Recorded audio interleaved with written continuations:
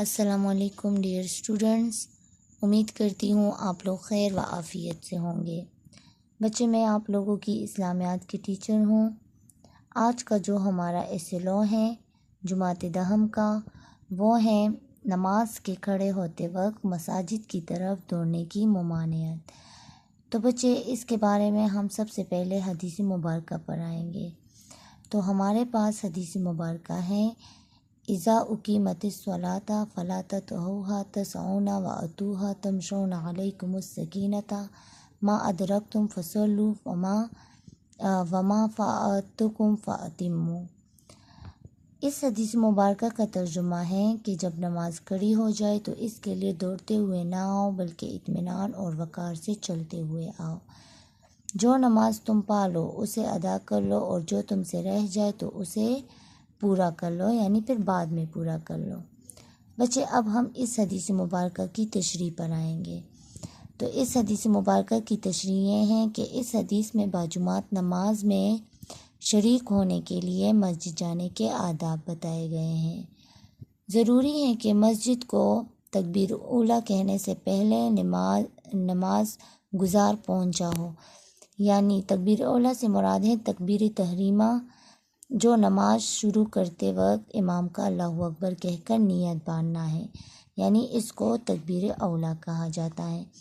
تو بچے، امام کے تکبیر اولیٰ کہنے سے پہلے نمازی کو چاہیے کہ وہ مسجد میں پہنچا ہو، لیکن اگر کسی وجہ سے تاخیر ہو جائے تو بھاگتے دوڑتے نماز میں شامل ہونے کی کوشش نہیں کرنی چاہیے، بلکہ وقار اور متانت یعنی سنجیدگی کا خیال رکھنا چاہیے۔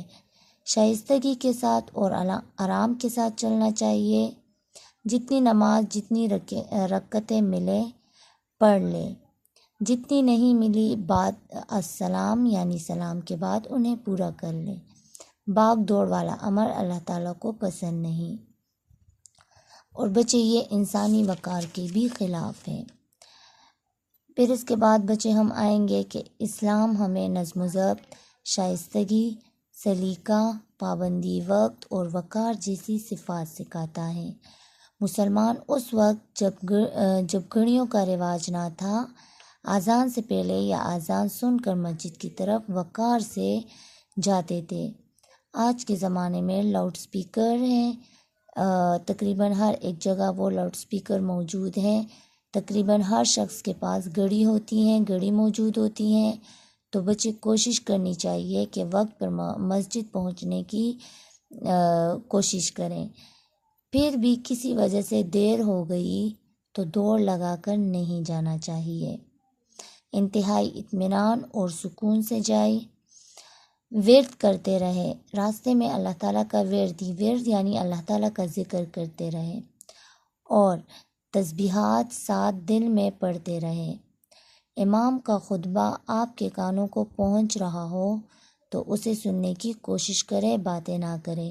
یعنی جمعے کے دن جو امام خطبہ دیتا ہے اور ایک بندہ راستے میں جا رہا ہو، تو اگر وہ اس کے کانوں تک پہنچ رہا ہو امام کی آواز، تو انسان کو چاہیے کہ اس دوران باتیں نہ کرے اور وہ خطبہ سننے کی کوشش کریں۔ بعض لوگ رکوع کے لیے امام کی تکبیر اولیٰ سنتے ہیں تو خوب دوڑ لگاتے ہیں کہ رکوع پا لیں۔ یہاں تسعون کا یہی مطلب ہے۔ حضور نبی کریم صلی اللہ علیہ وآلہ وسلم نے اس دوڑ سے منع فرمایا۔ وجہ ظاہر ہے، یعنی اس کی وجہ یہ ہے کہ مسلمان کو شائستگی کا ثبوت دینا چاہیے۔ مساجد کی فرشیں آج کل پھسلن والی ہوتی ہیں تو احتیاط بھی ضروری ہے، یعنی جب بندہ دوڑ لگائے گا تو اس سے ان فرشوں پر گرنے کا بھی خوف ہوتا ہے۔ اس وجہ سے بچے اس معاملے میں بہت احتیاط برتنی چاہیے۔ پھر بچے اس کے بعد ہم آئیں گے مساجد کے احترام کے بارے میں، جو کہ اس حدیث سے ریلیٹڈ ہیں۔ تو بچے، مساجد اللہ کے گھر ہیں، یعنی یہ جتنی بھی مسجدیں ہیں یہ ساری کی ساری اللہ تعالیٰ کے گھر ہیں۔ ان کا تقدس اور احترام ضروری ہے، یعنی ان کا احترام ہمیں کرنا چاہیے۔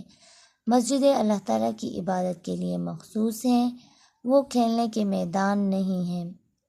نیز جو لوگ نماز پڑھ رہے ہیں دوڑ لگانے سے ان کے خشوع و حضوع میں پاؤں کی بلند چاپ سے خلل پڑنے کا اندیشہ ہوتا ہے۔ خلل یعنی نقصان پڑنے کا، اندیشہ یعنی خطرہ ہوتا ہے۔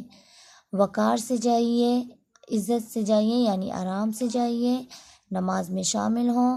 جو نماز ہو چکی اسے اطمینان سے ختم کر لو، جو رہ گئی اسے بعد میں پورا کر لو۔ بچے، یہ تھا ہمارا آج کا حدیث مبارکہ، جو کہ مختصر سا تھا لیکن بہت ضروری تھا، ہمارے کورس میں شامل تھا، 10 کلاس کی اسلامیات کے کورس میں۔ تو بچے، میں امید کرتی ہوں آپ لوگوں کو یہ حدیث مبارکہ سمجھ آ چکی ہوگی۔ اپنا بہت سارا خیال رکھنا، دعاؤں میں یاد رکھنا۔ اللہ حافظ بچے۔